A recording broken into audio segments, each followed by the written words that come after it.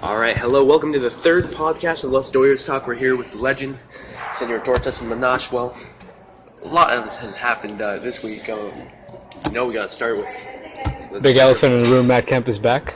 Who knows for how long? Probably not for long. But, in retrospect, it was a very good move. It got rid of a lot of contracts this year. It was about $50 million, and we take Kemp $21 million this year and next year. Payroll. Yeah, we got that payroll down.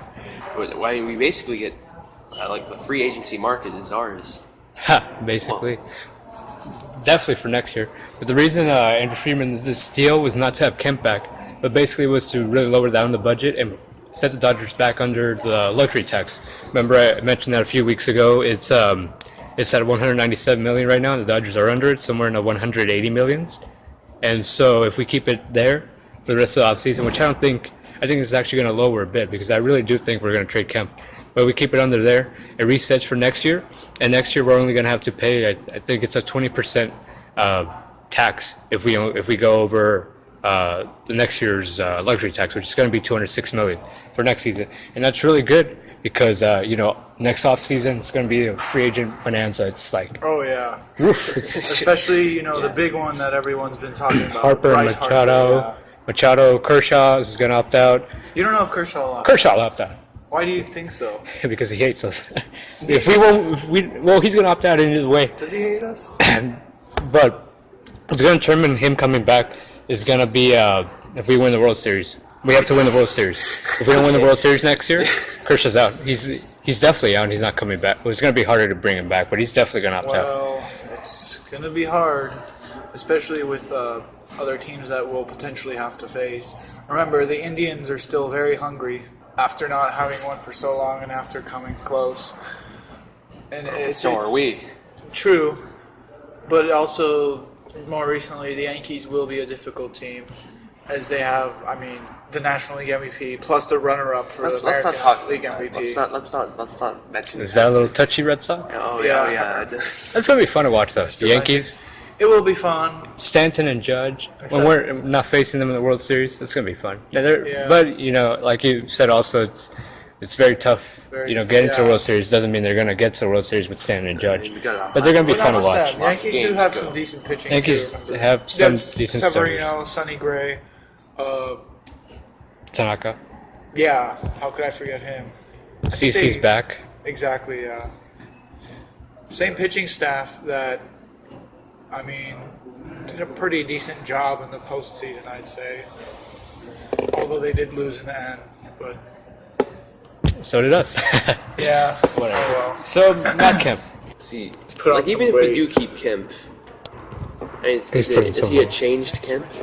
It's the same Kemp. This Hollywood Kemp that Oh no, he's changed because, you were saying he put on some weight. He put on some weight. Like back when he was with the Dodgers, though. I thought of him as like kind of a thug. It was like a thug life, He would just be an amazing hitter. He would just steal a bunch of bases. He was fast on a base pad. That speed really helped in the outfield. He was a great fielder. But now, just after everything, I don't know. He had arthritis in his hips, and I don't know. Maybe that led to him putting on some weight. But he has definitely gained some weight, and as a result, he's definitely slowed down. He's not really fast anymore. He doesn't steal bases in the field. He's not the same. He's still probably a decent hitter. He's still a decent hitter, but other than that, he's not the same player. But he is a decent pickup and a good player. Even if we do keep him, to put him in the lineup, or perhaps to use him in a trade to get someone better. He definitely is a good trade. Yeah, to get someone better, a solid starter, which we really need right now, like that good number 2 guy, like Arrieta or possibly Darvish, someone like that. Or there's also Chris Archer for the Tampa Bay Rays. Archer. And I think that would be a perfect deal. If we eat all of his contract, most of his contract to all of his contract, we trade him to Tampa. We add in a couple prospects, especially a starting pitcher prospect. Tampa Bay can use him as a DH, and I think he will really thrive because, like you said, he was one of the worst outfielders defensively last year. He doesn't run anymore. He doesn't run at all. But he can still hit. I mean, last year was his worst offensive season since 2013 when he played like 70-something games. But I mean, he still has some pop. He's true, definitely. I think he can really help a lineup, and he was always had that reputation as a bad teammate here in LA. But he's older now. He's 33, 34, something like that. Oh, yeah. And Tampa Bay is young. I think they could be a good. He could be a good role model for up and comers over there, especially if the Dodgers need a lot of his contract. And hey, we get a starting pitcher like Archer. True, definitely. Okay. Definitely speculation for trades. Or is it even another pitcher, which I know you really like? Stroman. Yeah, Stroman. Yeah, I mean, the last video on the channel was Oh, yeah, the that's Stroman highlights video. Yeah, but I don't think we You could. saw that? Yeah. I don't think we could trade Kemp for Stroman because they already have a DH in Kendrys true. Morales. But Tampa Bay doesn't really. I mean, they have Corey Dickerson, but he's an outfielder. He's more athletic. True. He's younger. Yeah. I think they can use him in outfield. So I really think Kemp's not staying. And reasons I believe I listed some are, he has no defensive value. He, like I said, he was always a moody teammate. He's still worth a lot of money, but I mean, I think if given the proper trade, they would eat a lot of it. He's, like I said, 33 years old. He's just always getting hurt. And, why would Freeman trade away? The main purpose when Freeman traded him in 2014 was because of that clubhouse attitude he had. So why bring him back if we're going to have basically the same thing? Only a guy who is much worse on defense now, much slower, and doesn't have the same bat that he had a couple years ago. True. And it doesn't make sense because right now we have 6 outfielders competing for 3 jobs. Well, I think Or two outfield jobs because right field is Puigs. Well, regardless of Kemp and whether he's staying or not, I think the main purpose of this whole trade was basically to free our budget, free a lot of our salaries, so that we have enough spending room to possibly do a spending splurge in 2019 Yeah. for when there's going to be a lot of free agents. And Kemp was one of the only few players that I think the Braves were willing to give up for all these people who were on the trade, like McCarthy, Kazmir, Agon, because supposedly they have an outfield prospect, I don't know, based on what I read, that is willing to fill the center field spot. And, as Kemp is an aging player who's slowly leaving his prime, I guess they just wanted to get rid of him, and so the Dodgers just picked him up just for the sake of, freeing their salary. Yeah, that's exactly why. And from what I see, Atlanta really won most of it. Because, like you said, they now they got rid of Kemp's contract. They take on a massive payroll this season, but that's only for this season. Kemp's contract ran into next season, and they have that prospect. And also, they get a guy in Brandon McCarthy who's he's a veteran starter. They could use that when he stays healthy. And Kazmir's a wild card because he's always hurt. Yeah. He didn't pitch at all last year, but hey, if he comes back and does pitch well, it'll be a win for Atlanta. And on the Dodgers side, the only win was getting rid of the money. Which is actually a very big It's win. a very big win. But I don't think, that's why I say I don't think Freeman's going to keep Kemp because Freeman wants, he wants top wins. Oh, yeah. And so money, and he's going to want, I'm pretty sure he's just going to trade him.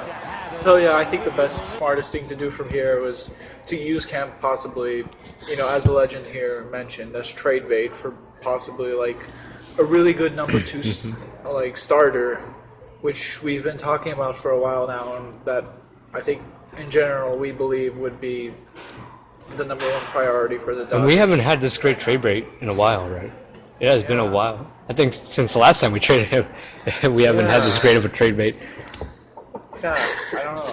And so on a smaller scale, smaller move, they signed starting pitcher, or he's a starting pitcher in the past, but he's a reliever, turned reliever, Tom Kohler. He pitched really well out of the bullpen in Miami, or excuse me, not Miami, Toronto. Miami traded him to Toronto last year. He's a guy who has a very light fastball, and actually, I think he could end up doing very well for the Dodgers. He could. Because he's a guy who's a former starter, so he could go a few multiple innings.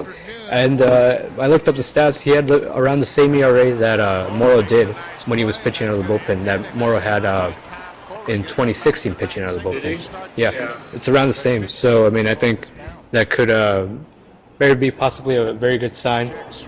Who knows? We never know. Like I said, with Kohler though, it's still unknown because It's still unknown, but Blanton and Mora were also unknown. And Andrew Friedman's staff has done a really good job with that. So, I mean, all we can do is trust and we will see, hope that they know what they're doing. But as a starter though, I did look up some of his statistics, and I think I don't know if it was with Toronto, but in one of the recent years, he had an ERA up near 5. Yeah, that's why we don't use him as a starter. Yeah, exactly. Kind of like a similar thing with Kenta Maeda. As a starter, he's just mediocre, but then he comes into the bullpen and he just shuts down the opposing team. So, yeah. We shall see.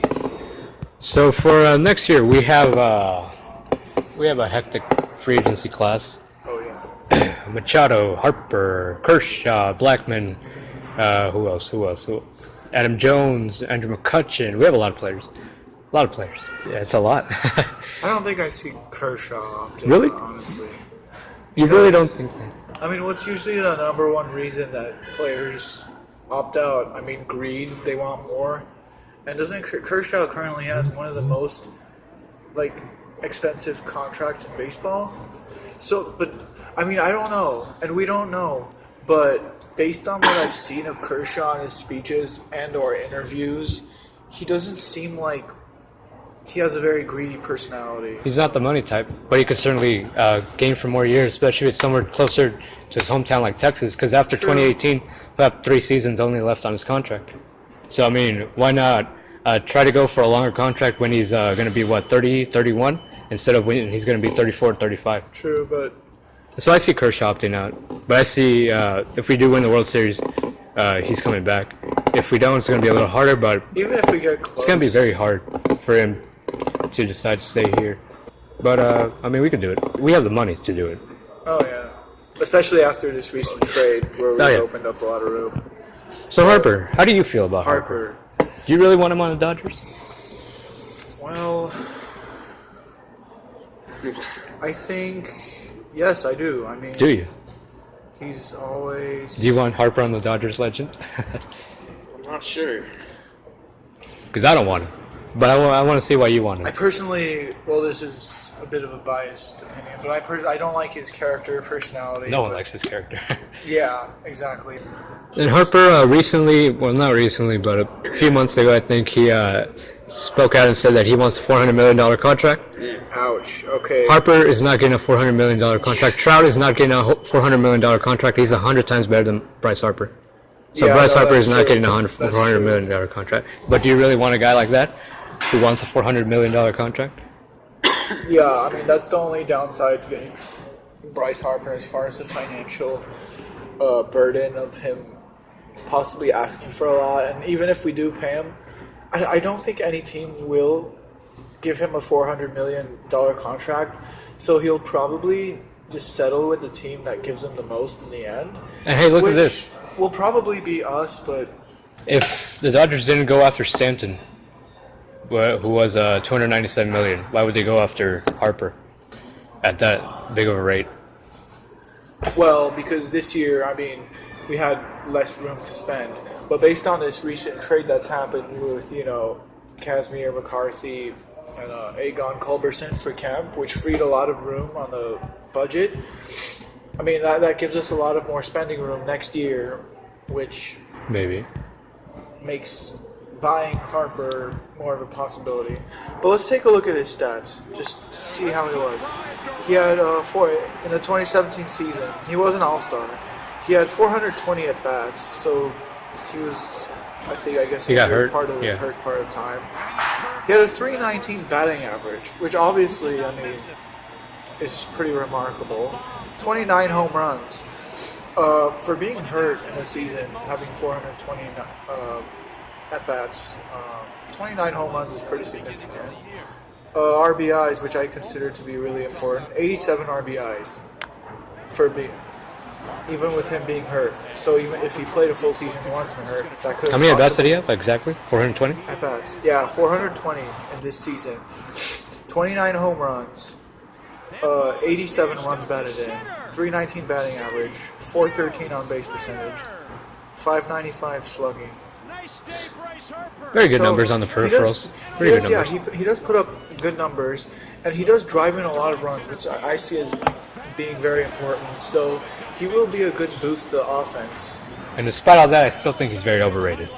And I'll tell you why. I can agree with that. But I'll tell you why, and I'll tell you why we shouldn't go after him.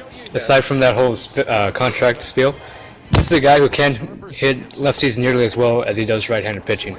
If you look at his splits, he's not someone who does really good in the clutch. And you said the RBIs, but you look a little more further, and you see he really can't hit with runners in scored position. Well, let's take a look at that. But if you look at it a little closer in his career, the splits are, or not the splits, whatever. But runners in scoring position, he drives in runners only 40% of the time. Now you might think that's very high, which I guess I would say it's a B. Wait, B player average. What were you saying? Average with runners in scoring position? With runners in scoring position, in his career, he drives in when he goes up to bat with runners in scoring position. He has driven in a run 40% of the time. Now, you may think that's high, and that's That's like a 400 batting average. Well, no, forget about batting average. well, actually, no. But Aegon, for his career, he drove in runners at 48% of the time. 48%. Mike Trout drives him in at 51% of the time. Pujols drives him in at 50% of the time. So you're seeing that? And this is a guy who drives him in at 40% of the time. You know who drove in 40% of the time? Who? Andre Ethier. So we're basically going to give a $400 million contract to a guy who is exactly like Andre Ethier, who can't hit lefties as well as righties, who's not clutch, but who's very more egotistical than Andre Ethier ever was. But has slightly more power. Slightly more power. But then again, yeah, I see your point here. But I want to bring up another important aspect of Bryce Harper's statistics, and that would be his postseason stats. Because I believe that for the Dodgers, postseason statistics would be the most important. Because Dodgers have shown a track record that, yeah, we can win the division, we could play successfully in the regular season, but it's the postseason that's really important for us. And as far as Bryce Harper's postseason statistics, Let me have him. Bryce Harper's 2017 postseason stats, which was basically only the NLDS, he had 19 at bats. He hit 211. He hit one home run. I mean, drove in three RBIs. Okay, but yeah, that's a small sample size. It's bad, but it's a small sample true. size. So look at his whole career, because the Nationals have never made it past the NLDS. True, but So look at the whole career-wise. But anyways, so right now we have some long-term assets at first base, at shortstop, let's see where else. Actually, that's a closer. That's where we're really locked for a long time. yeah. And we don't have a second baseman after 2018. Catcher, there's Barnes, but we don't know. At third, we have Turner for a couple more years. In left, we have shifting outfielders. In center, we have Peterson for a few more years, or Taylor. Let's see. So what I'm saying, what we really need is a second baseman instead of another outfielder. I think an old rumor would be resurfaced next year when Brian Dozier is a free agent. Brian Dozier is going to be like, I think, 32, 33, so a little old. But I think we could give him a 4-year contract around $50 million. And that could really entice him. This is a guy who crushes left-handed pitching, who is a very good leadoff hitter, is a very good leader in the clubhouse. I think we could use a second baseman like him. Or we could wait 1 year, and then in 2019-2020 offseason, we could get Jose Altuve. Wow. Okay, that's And going just to be very difficult. Well, yes. Well, that's difficult. If you're saying it's going to be easy to get Harper, why not Altuve? Because he's Well, let's see. When's he going to be a free agent? 2019-2020. 2019. Okay, maybe. That would be a good pickup. That would be if we can do it. If we can entice him away from Houston. I can imagine, away from Houston, there will be many other teams after him as well. We'll probably have to put up with the Yankees. Probably they don't have a second baseman. Maybe the either. Red Sox. Well, they have Pedroia. He's old, but that'd be very upset to the fan base over there. Let's see. So yeah, I mean, we could do without Altuve. I don't want to give him a 10-year contract. Because baseball happens or anything happens in life so we can learn from it.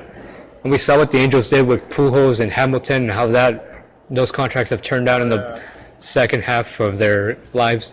So I don't really like giving big contracts to free agents, especially when we don't really need to. Like even look at Stanton. Miami gave him the biggest contract in sports history. And just wait for, if he doesn't opt out from in 2020, just wait for New York to pay heavily for that. Oh yeah. As he gets older. I hope he does opt out. You want him to? Yeah. I still, if he keeps up this trend of just basically, playing good, I still have hope that someday I would like the Dodgers still to sign him. But it's not just about home runs, Minaj. He hit 280 this past season. He has learned to make contact. But how many times did he strike out? I did not look that up. Let me get to that. But its RBIs are also significant. Basically, which is basically pure run production. He has been. But remember, sometimes that's not mainly because of you, but that's because of people who get on in front of you. Well, yeah.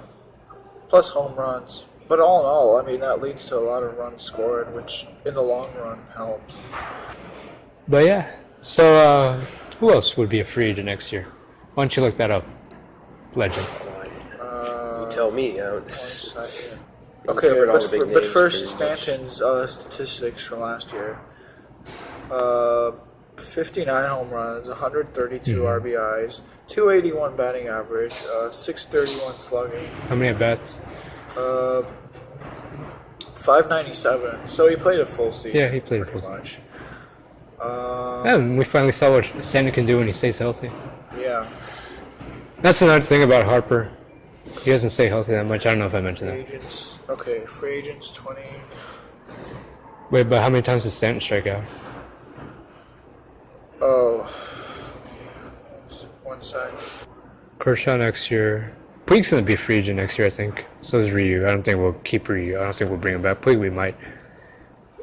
Puig, I think we should. Because he's shown that he's grown as a player. And even in the postseason, he showed that he could be more of a clutch hitter. Yeah, we could do with Puig. He has some big hits in a lot of situations. So, one's RBI, stolen bases, strikeouts. 163 strikeouts. Jeez. That is quite a bit. Okay. So who are free agents for next year?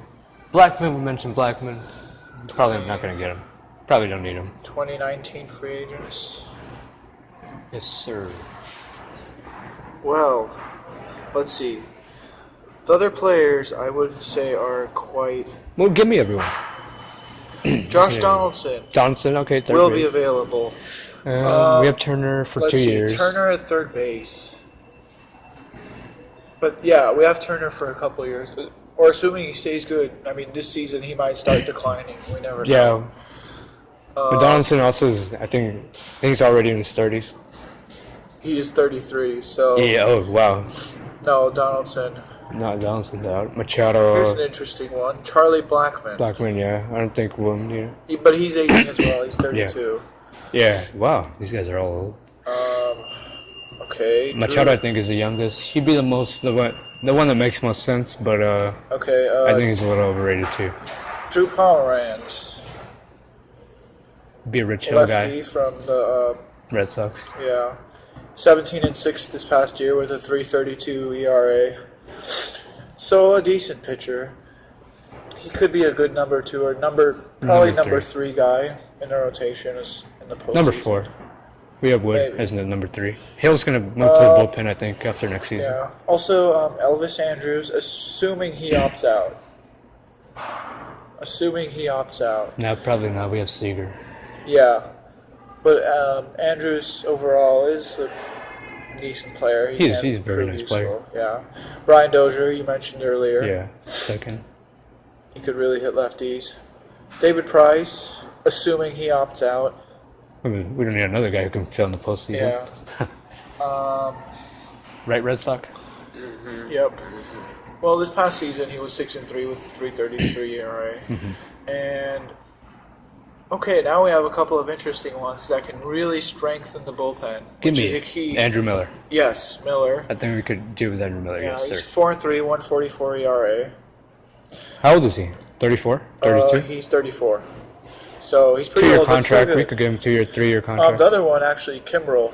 Kimbrough. He would be good for. Well, Kimbrough has an ego, and Yeah, true. he's gonna want to close. Yeah, 5-0, 143 ERA. So he probably won't be that great an idea. AJ Pollock, Center fielder. center field, Yeah. decent player. 266 Decent player, yes. batting average, 333 on base, I think. And then, well, this player is pretty old, but Daniel Murphy. You were saying second baseman. How old is he? He's 34. He's 34. Dozier's gonna be 33, 34 next year. I'm not sure, but Meh, So we as could far use as him for second 2 base, years. yeah, Dozier's probably an option, but Murphy is also an Murphy option. would be a good backup. He had 322 this year. Yeah, he can hit. He 384 can on rake. base. Here's an 'Cause, yeah. interesting one, as he could play multiple positions. He could play outfield and infield. Marwin Gonzalez. Oh, that is an He's a interesting name. 303 hitter, 377 on base. What's this guy, Eduardo Nunez? He used to be a Yankee he's Twin. not- No, for this year. Giants, Okay, but I'll take Red a- Sox. He was, I don't know. He's very versatile. I don't know why we don't go Is he an after option as well for this year. for 2019? No, for this year. Oh, this year? Yeah. Well, here's another one in the 2019 category. We have Gio Gonzalez. He had a good season, 15-9, 296 ERA, How old is he? 33. So another old player. Another old starter. Yeah, everyone. DJ LeMahieu. He had a good We could use season. him at second base. 310. Yeah, another second baseman. Another second 310 baseman. average. Although he does have a lack of power. Yes, but- he does. Especially he's going to be playing at Dodger Stadium now. Oh yeah. McCutcheon. Now, in the past I would have said yes, let's do it, but he's not quite like the same MVP material anymore. But he had a fairly decent season. He had 279, 363 on base. McCutcheon? Yeah. Yeah. Here's another one. Nelson Cruz. Nah. But Nah. as a DH, he's the DH now. So We have never Cruz right mind now in though. Kemp. Well, He's 38 for years however old. long. Wow. Okay, never mind. I did not know he's that old. Zach Britton, another bullpen Britton. strengthener. Yep. 2-1. Probably could end up trading for him even this offseason. Let's But see. Britton. 2-1, 289 ERA. Cody Allen, another. Well, Allen? yeah. I think he would do a good setup. Yeah, I think he could take a setup. Okay, let's see. 3-7, 294 ERA. Not quite as good as Miller or No, definitely not. Kimbrel. So I'm hearing a lot of relief pitchers that we could use. Well, these were the big ones. Some second base options. Okay, these were like pretty much it, I think. So second base and relief have to be our priority next offseason. But that's next offseason. That's a year away. Machado's also up there. Yeah, But Machado, good Harper. defender, but I still think he's overrated as well. But yeah, that's our podcast, right, Legend? Yep. Yep. And see how the next couple weeks go. Thanks for watching, or thanks for listening, guys. And you guys let us know what your comments are and what your thoughts are on this. We'll see how it goes. Kemp to the Rays for Archer.